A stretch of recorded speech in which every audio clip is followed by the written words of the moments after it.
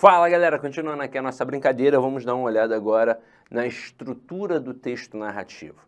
Vamos ver um exemplo e depois nós vamos trabalhar as características desse texto narrativo. Acompanha aqui comigo, ó. Conta a lenda que um velho funcionário público de Veneza, noite e dia e noite, rezava e implorava para o seu santo que o fizesse ganhar sozinho na loteria, cujo valor do prêmio o faria realizar todos seus desejos e vontades. Assim passavam os dias, as semanas, os meses e anos, e nada acontecia. Até que no dia do santo, de tanto que o seu fiel devoto chorava e implorava, o santo surgiu do nada e numa voz de desespero e raiva gritou: "Pelo menos, meu filho, compra o bilhete."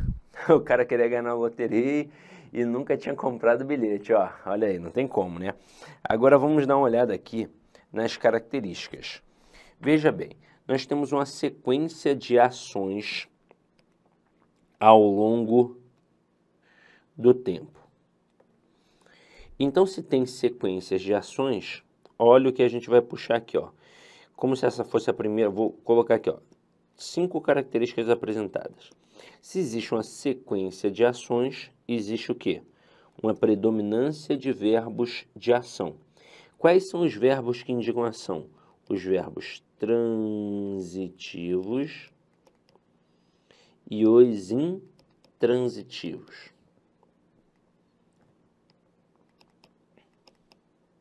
Sabemos bem, são os verbos considerados verbos nocionais, que são aqueles que dão a noção de ação. Agora, também, de acordo com essa ideia aqui, já que vai ter ação, nós precisamos trabalhar o que a gente chama de progressão temporal. Por que uma progressão temporal nessa ideia de ação? Porque eu vou realizar uma ação. Sei lá, vou correr, vou andar, vou beijar, vou comer. Eu vou fazer isso num determinado tempo, que pode ser um tempo que já aconteceu, que está acontecendo ou que ainda vai acontecer. É por isso que essa noção de início, meio e fim acontece muito bem dentro de um texto narrativo. Aí depois, olha aqui, ó, nós temos a predominância do presente e do pretérito perfeito, porque é muito comum o presente nas histórias, principalmente quando é uma história mesmo verídica, o tal do presente pretérito, sabe? Porque é uma tentativa de fazer o leitor sentir aquela história. Agora, continua aqui comigo. Olha o que a gente deixou aqui no tópico 2. Presença de narrador, personagem, tempo, espaço, enredo, clímax. O clímax é aquele momento mais tal da história.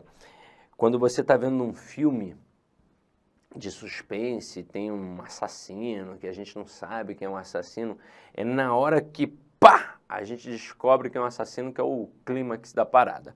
Mas vamos lá, vamos agora brincar um pouquinho aqui com essas noções do que seria um texto narrativo. Primeira coisa, por isso que vem aqui como observação 1. O que um texto narrativo precisa ter de cara? Um narrador. E este narrador pode ou não participar da história. Por isso que ele pode ter o foco narrativo em primeira pessoa ou pode ter o foco narrativo em terceira pessoa. Então veja aqui no nosso material. Tem o narrador personagem, tem o narrador observador e ainda tem um narrador onisciente, que aqui está questionável e eu já vou explicar o porquê. Vamos lá. Narrador-personagem. Narração em primeira pessoa, tanto do singular quanto do plural. E por que narrador-personagem? Qual o intuito? Ora, é o cara que participa da história. Ele está participando da história e por isso o foco narrativo vai ser em primeira pessoa, já que ele está inserido ali dentro daquele universo.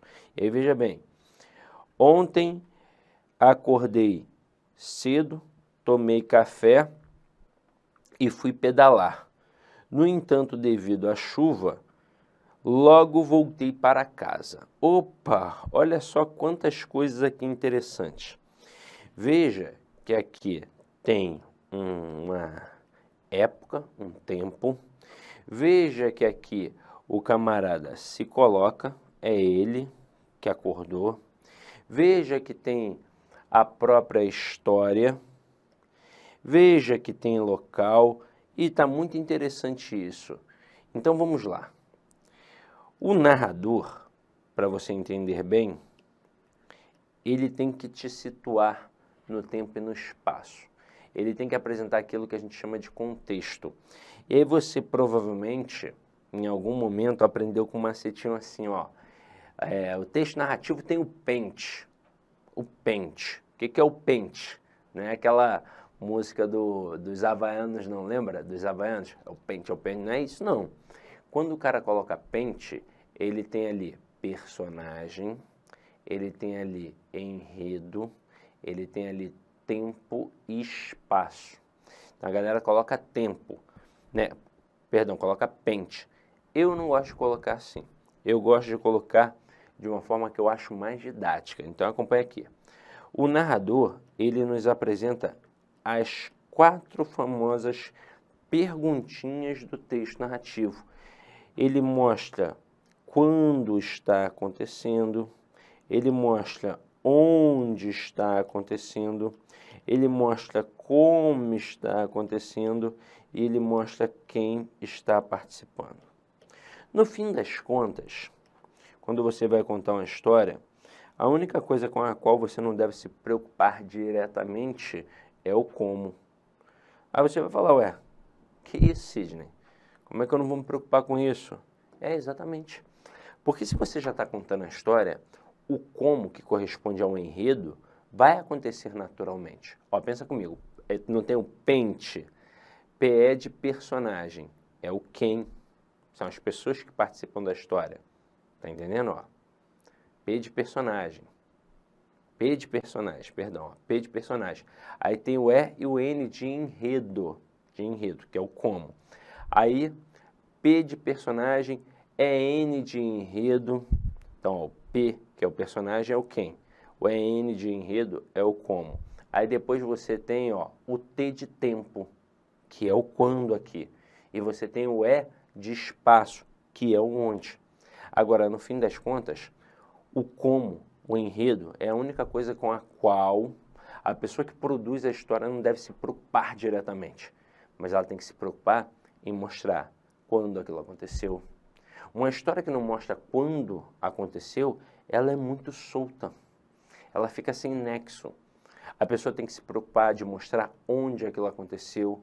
Mas peraí, isso está acontecendo onde? Isso está acontecendo no Rio de Janeiro, isso está acontecendo em Cuiabá, isso está acontecendo no Rio Grande do Sul, isso está acontecendo no Ceará. Vamos lá, tem que mostrar. E, obviamente, os participantes da história, os personagens da história, quem participa da história. Tem que ter isso.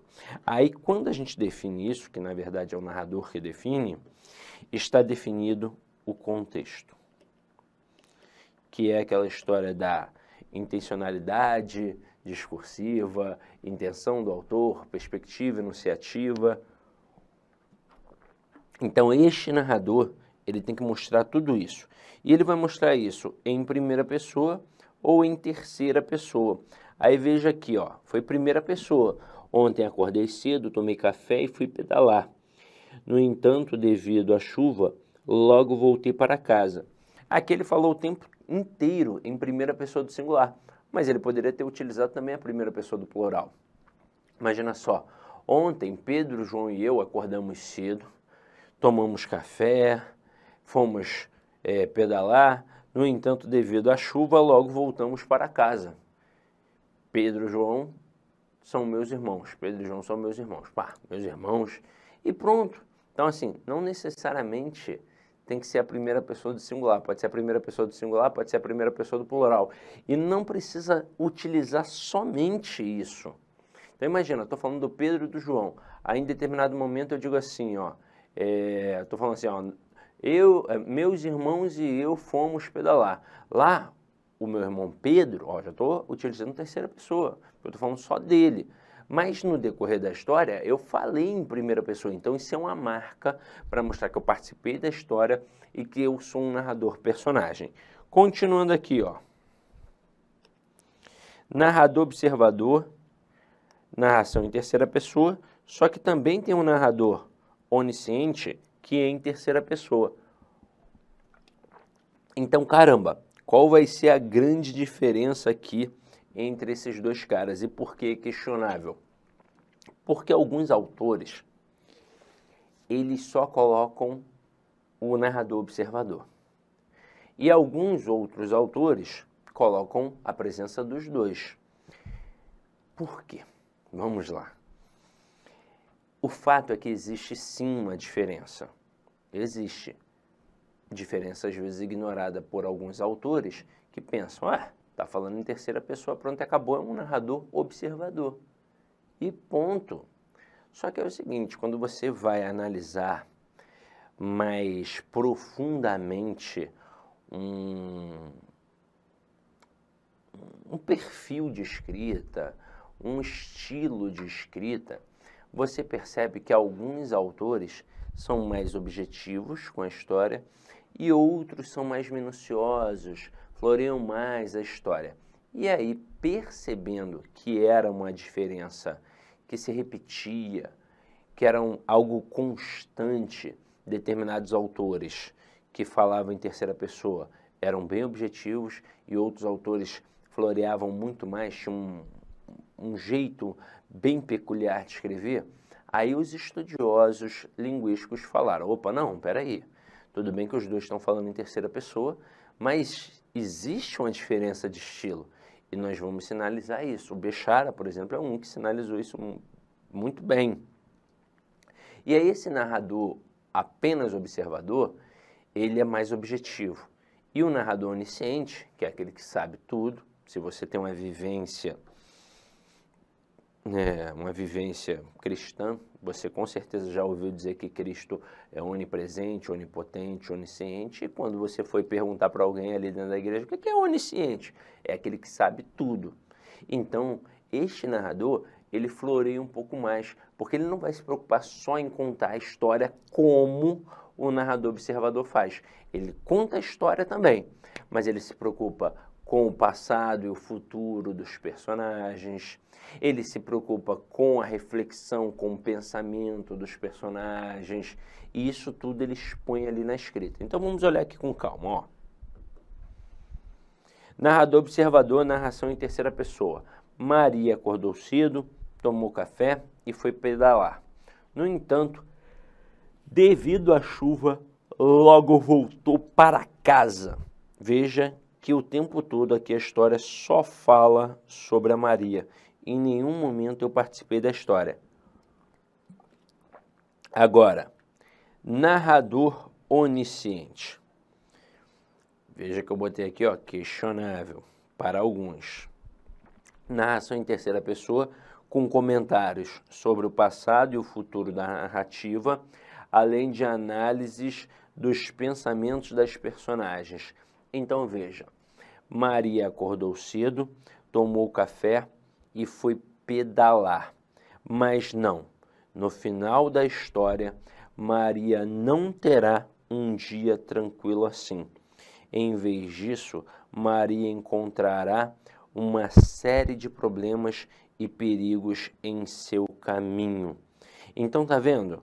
Aqui, além de contar a história, que era uma história simples, que a Maria acordou cedo, tomou café e foi pedalar, Coisa que na outra parte da história, olha só, na outra parte da história foi só isso, ó.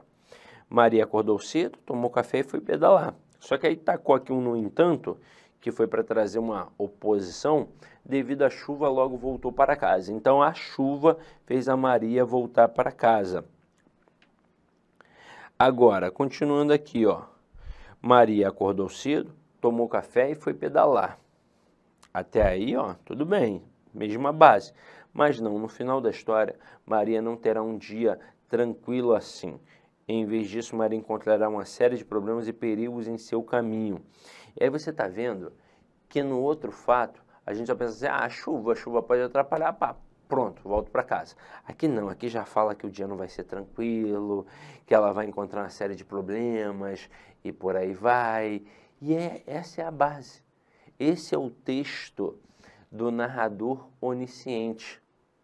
Esse é o texto. Vou te dar aqui um outro panorama, outro panorama não, vou trazer um outro tipo de história nas 3 pegadas para você entender bem, para reforçar.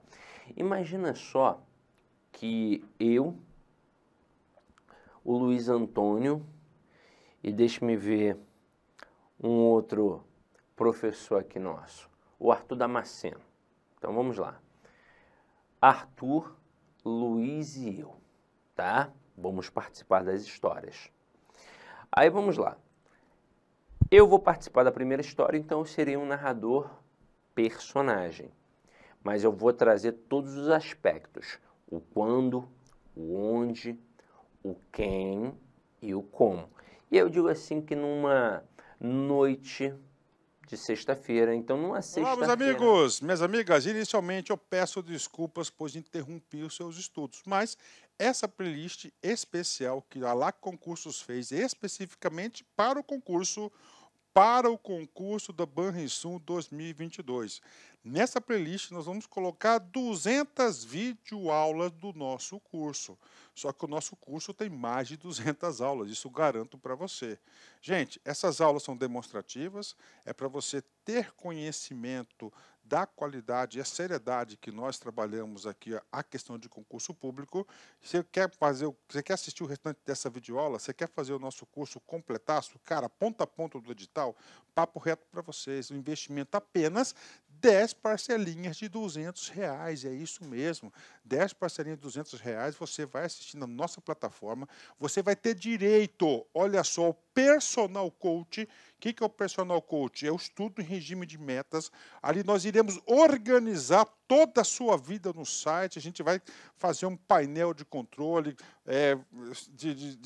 tipo amarelo, vermelho, verde porque você cumpriu a meta, vermelho porque você está devendo e amarelo porque cumpriu parcialmente a meta, que são atributos importantes na caminhada aí de quem quer ser aprovado, beleza, galera? Então, vem, não fique bravo comigo aí, porque eu interrompi essa aula sua, mas é uma aula demonstrativa do site lá Concursos, tá certo? Clique aqui embaixo, fale com nossos atendentes ou faça diretamente a sua matrícula, você não vai se arrepender.